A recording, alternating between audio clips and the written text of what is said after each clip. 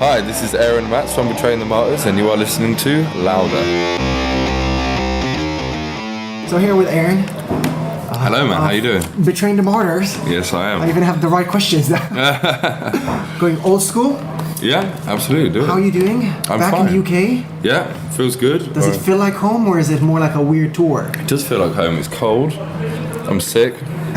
Feels just like home, man. Yeah. So usually a lot of European bands or even American bands, when they come to the UK, they find it difficult getting used to the weather. But you were born here. Yeah, I But was. now you're an outsider. I am. I've been living in France for just over 6 years. Okay. But yeah, honestly, like it's still cold out in France at the minute, but England's just a different kind of cold, you know, and different kind of bit miserable. But I still love it. This is my home. Always will be. And I think you've mentioned it that Birmingham is like a home show. It's the closest to Leicester on the tour. Yeah. So I've got a bunch of friends come to see me. I had my father come out earlier on, so that was nice. So how does it feel coming back to UK as supposedly a foreign band? It's alright, because when I speak on stage, like, obviously I find it easier to connect with the audience, you know, so it's a lot easier for me as it would be if they had a French singer too, you know. Normally Victor, the keyboard player, he speaks a lot to the crowd too, but for the UK shows he just keeps his mouth shut. And I know that you're probably asked about the French scene a lot, but still, we do have Gojira. I don't know if you heard of Playmo. Yeah, of They were course. active many years ago. They're amazing. They even had one song in English. They sang in French. Yeah, they're good friends of mine actually. So how is it that the French scene is not alive? What's going on there? I think it's more alive than people may think. You know, there's bands like Chunk No Captain Chunk. Yeah. You know, if you know that band, they're doing very well. There's bands like Novelists. Yeah, I've spoken to novelists a few. Was it? I used to over a manage year them. ago. Yeah. And they said that they're more recognized outside of France than they are in France. Yeah, that's true actually, and same for us. We're more recognised, you know, in, for example, Germany and America than we are in France. I guess the French scene is a lot more old school, as it were, and you know, the metal fans find it a lot harder to catch up to all modern metal. You know, they're a little bit more stubborn, I guess. You know, they stick to their true metal and are a bit more reluctant to start getting into more like of the modern subgenres and stuff. So why did you move to France? Because the band asked me to move to France. Okay, did you know what you're getting into before you moved there? I had my fingers crossed because I always, you know, this is what I wanted to do, and I actually quit my old band, just a local band, you know, to join that band, and they weren't signed and they didn't have an album out yet, and I was just saw it as my only chance, you know, but I didn't realise we were going to get, you know, a big record label and release albums and tour the world, so it worked out pretty well. Obviously. Yeah, but yeah. did you know that the local scene is not going to be embracing you? Actually, yeah. I mean, the band, they told me that ever since the get-go they had like a lot of hate from the like true metalers and stuff. But obviously, as somebody who's into the more modern metal scene, that didn't bother me, you know. Okay, do you think that it's the language barrier? No. I mean, people look at the band as a whole, not just the fact that I'm English. But I think, No, I'm saying not singing in French. yeah, I mean, I guess that's helped the band a lot, you know, because a lot of other European countries look up to the Western culture a lot more, you know, like they look up to English bands and American bands. So the fact that they brought me in as an English singer kind of took the band up a rank in their eyes, you know, like it's a more westernized band. Also, like, on the radio in France, they can only play 30% of the songs in English. Yeah, that wouldn't surprise me, because a lot of funding for musicianship comes from the government, and musicians in France get paid a lot of money from the government for contributing to French music culture. So if they're giving, they like to give most airtime to French bands, you know, because French people are very proud of their culture, so they try and develop it as much as they can. Okay, so let's stop talking about the French culture. Yes, the please. French scene. Please do. Yes. Resilient was released, a week, 2 weeks ago? Yeah, just over a week yesterday. Yeah. And I like picking on names. So, what's the band's kryptonite? What are you not resilient to? Ooh. Who's dropping first like a fly? What which band member is dropping first? Or the band as a whole? What brings you to your knees? Baptiste, our guitarist, is always the first one to bed. Just being tired. Yeah, just being tired. Okay. Yeah. No, we're all good. like we picked the name The Resilient because it describes who we are as people as a band, and like we always have the ability to bounce back, and we've been through a lot of lows and a lot of highs in the bands, but always have the ability to bounce back. As long as it's before 11 p.m. I'm always the last one up. Okay, so what brings you to your knees? Is it dairy? Is it... Rich brings me to my knees. Wait, you know, he asked me what brings me to my knees. I said my mate Rich. We went there. We weren't talking about that. You're short 50 quid, I have 50 quid. Right, sorry about that. No worries. What brings me to my knees? Sickness. Okay. Like I'm very prone to getting ill. I have a very weak immune system. And the first show of this tour, I got really sick, and I still am very sick. That's the worst for me. Okay, and I was told that also babies bring you to your knees. Babies? Yeah, are you scared of babies, especially holding babies? How did you know that? I do my research. You do? That's good. Yeah, I'm not really a fan of baby. I mean, I can imagine, like, if I'm in a room with a loved one and their baby, then I'm like, I feel compassion for that baby, but yeah, I feel really uncomfortable around children. So there's not going to be a performance in a nursery? Oh no, I can't hold babies. I can just imagine, like, I can be very clumsy at times, and if you drop the baby, everyone who else is in the room, their life has been ruined instantly, including mine. So not even bubble wrap babies?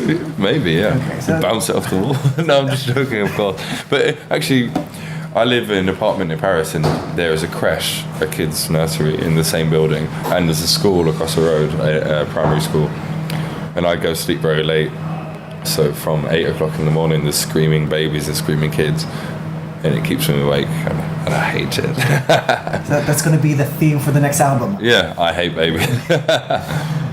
So, if you don't mind, I'm going to go a little bit political, but I know that please do. you were born here, and Boris was born in Russia, but he's partially... No. He's No. French-Russian? What's going on there? All right, okay, here's the story. I'm English. Yes. Boris is actually the new drummer. Yes. Our old drummer was Russian. Okay. And our old drummer, Mark Mironov, who was actually the second drummer, we've had 3 now, we're on the 3rd one. And he actually had to leave the band because of visa issues, and Boris was always our session drummer when Mark couldn't come over. So Boris replaced him. Boris is actually French, but he lives in London. Okay. Yeah, so that's where you've got mixed up. But yeah, we've had a lot of problems with our previous drummer, and that's why Boris had to step in. But now, all French band apart from myself. So what's going to happen after Brexit takes effect? Do you think about the day after? I don't know if it will take effect, to be honest. I really, really don't. But if it does, I think that it will only take hold on a maybe financial business level. I don't think they'll Just bringing the band here for tours. Yeah, I don't think. Honestly, I think it's fine. Because I've been over in France for over 5 years, so I can legally apply for citizenship. And being a man of words, are you an immigrant or an expat? Expat. Obviously. Yes. Obviously. Tell me about the biggest culture collision of you and the band. I know that you usually, the band is usually the fun band that gets kicked out of the green room because you're having too much fun and not on your phone. Yes. But you versus the band, Englishmen in France.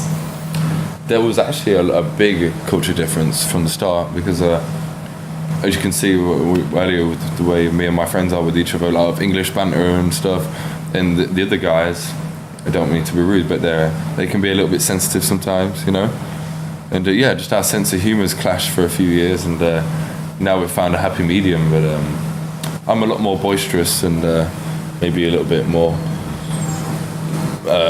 evil in my sense of humour, and they kind of took that a while to, took them a while to get used to that, and it took me a while to get used to their, hypersensitivity.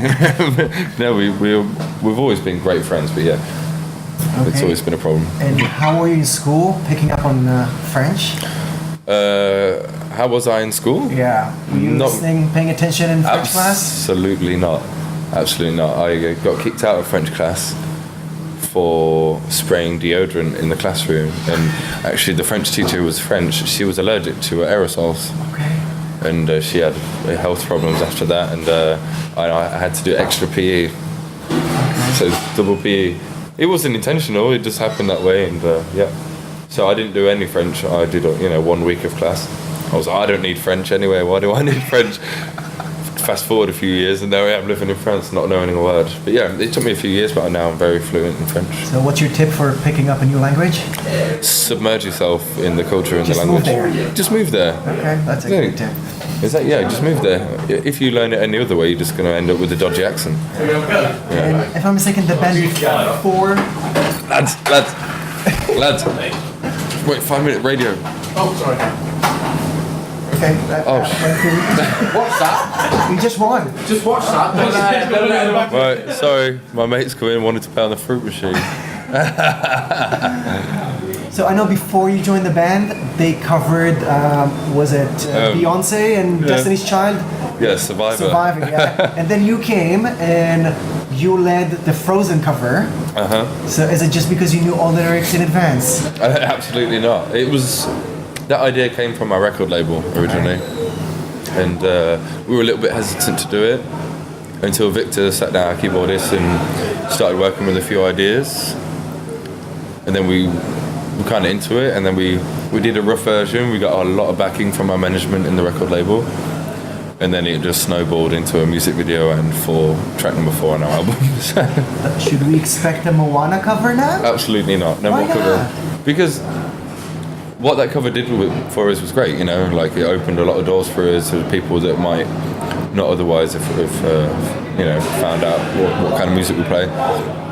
And now we just want to showcase the music that we've written on this album and just get famous for that instead. So with your sensitiveness towards kids, you're not going to appeal to that crowd with a Moana cover? No, maybe later on. We don't, never say never. We're always down to have fun and do covers, but no, not right now. So final question, you guys are on tour with the Chelsea Grin guys. Mm-hmm. They have really dark lyrics. Yep. You guys have more positive lyrics. Yeah. So do you give them a hug, sing Kumbaya before every show? Yeah. You cheer them up? Yeah, I cheer them up, sing them a little song, give them a massage, and they try and perform they sacrifice a baby sheep before we go on. Obviously. He really bounces out. Nice. That's really kind of both bands. Yeah. Okay. Aaron, anything else you want to add to fans and listeners? Yes. Thank you so much for your support. Please keep coming out to shows. Please keep getting the CD and supporting the music. And thank you for your time. Thank you for listening. Okay, thank you very much. All right.